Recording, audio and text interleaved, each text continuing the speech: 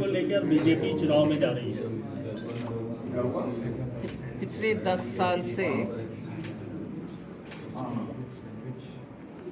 घपला घोटाला रहित एक अच्छा सा सरकार जो आम जनता तक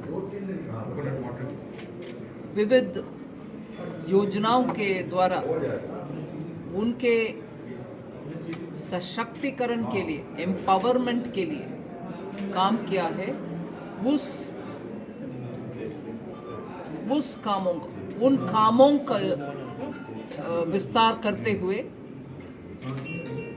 जनता के हित में काम करने वाले सरकार, स्थिरता के साथ काम करने वाले सरकार और एक मंजिल पाने के लिए कमिटेड सरकार जो 2047 विकसित भारत का हमारे गोल है उसको पहुंचाने के लिए, उस तक पहुंचाने के लिए क्षमता रखने वाले सरकार, इन विषयों के साथ लेकर जनता तक जाएंगे, उनके आशीर्वाद प्राप्त करने के लिए कोशिश करेंगे। मैम, लोकसभा चुनाव में इंडिया गठबंधन कितना टक्कर दे पाएगी बीजेपी को?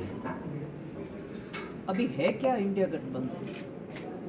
हर राज्य में टूट पड़ रही है, टुकड़ा आ रहे हैं और कई एक जगह पर भी जितनी सारे पार्टियां इकट्ठा हुई एक 6-8 महीने पहले, वो नजर तो नहीं आ रहा।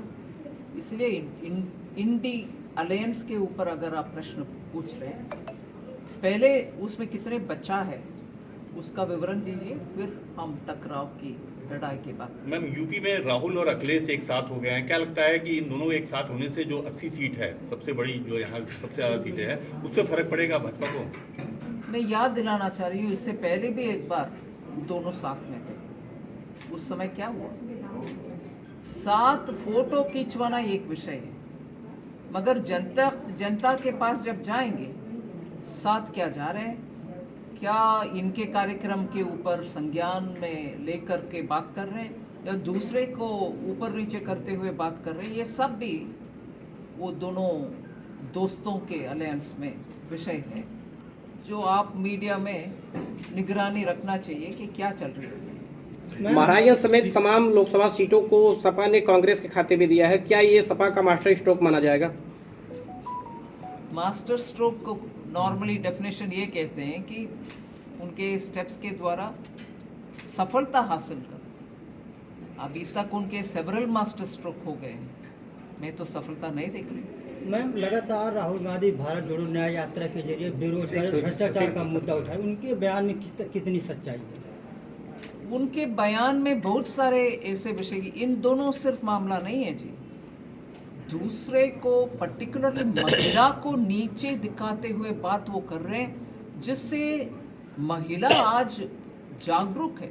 वो देख रहे हैं कि आने वाले दिन में मैं प्रधानमंत्री बनूंगा, ऐसे इच्छा के साथ, उस एम्बिशन के साथ जनता में ये न्याय यात्रा करने वाले क्या पब्लिक में एक महिला को नीचे दिखाते हुए बात कर सकते हैं? इसीलिए ऐसे बयानबाजी की वजह से अगर वो सचमुच में अच्छा विषय उठाते, मान लो रोजगार के विषय या भारत के उन्नति के विषय, इसका कोई ध्यान नहीं दे रहा, क्योंकि ये मसाला तो डालते जा रहे हैं खिचड़ी में, वो मसाला डालते जा रहे हैं, ऐसे गंदा मसाला। इसीलिए उनका सीरियस विषय को भी कोई इंटरेस्ट से सुन नहीं रहे, उनका कोई सीरियस नहीं ले रहे। मैम, किसान आंदोलन चल रहा है लगातार, उस पर जो है तमाम तरह की कहीं हिंसा भी हो रही है, क्या लगता है उस पर हल निकल पाएगा कि नहीं? सरकार तो 3 मंत्री के कमेटी बिठा करके उनसे डिस्कशन कर रही है, नेगोशिएट कर रही है। किसान के हित में मैं अभी बैठूं तो अगला आधा घंटे में सीरियल करके लिस्ट दे सकती हूँ किसान के लिए माननीय मोदी जी ने क्या नहीं, हर एक उनका इनकम बढ़ाने के लिए और उनके हाथ में पैसा रहने के लिए, जो छोटे छोटे खर्च के लिए, और छोटे किसान को मन में रखते हुए वो काम करते हैं। किसान के यूरिया के खर्च 300 रुपया से 3000 रुपया तक पहुंचा। मगर आज भी किसान 300 रुपया में ही खरीद रहा, क्योंकि सरकार उस बोझ को पूरे के पूरे अपने कंधे पर उठाया। मोदी जी हर बार छोटे किसान को मन में रखते हुए काम करते हैं। सोलर ऊर्जा हो या उनका खेती के चारों ओर जो पेड़ लगाते हैं या बैम्बू लगाते हैं, वो तो फॉरेस्ट के एक्ट के अंदर था, उसको काटने का अधिकार किसान के पास नहीं था। वो सब स्टेप्स उनके वजह से ही हो रहे। और वो नैनो फर्टिलाइजर का विषय लीजिए, आधा लीटर नैनो फर्टिलाइजर काफी है पूरे आपके एकड़ों का फसल के लिए। ऐसे सोच सोच कर हर कदम किसान के लिए काम करने वाले प्रधानमंत्री के सामने।